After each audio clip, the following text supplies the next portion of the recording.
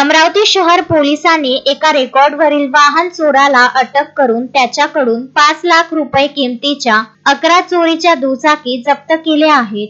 15 September रोजी शेहजाद खान शबीर खान यांनी त्यांची बुलेट क्लास 350 क्रमांक MH27 BP 3331 त्यांच्या घरासमोरून चोरी झाल्याची तक्रार दाखल केली होती। या तक्रारीनंतर वलगाव पोलीस स्टेशन मध्ये गुन्हा दाखल करण्यात आला।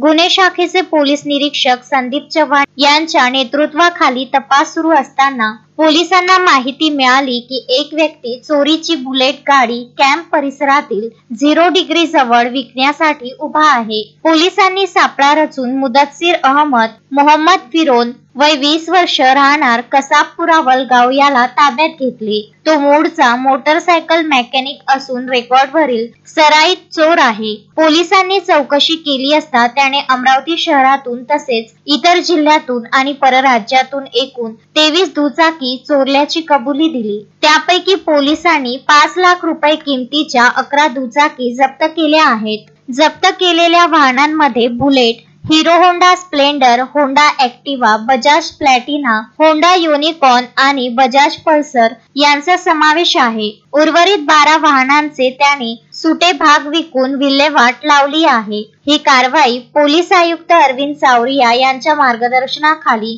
गुन्हे शाखेच्या पथकाने यशस्वी केली। शोएब खान, विदर्भ न्यूज, अमरावती।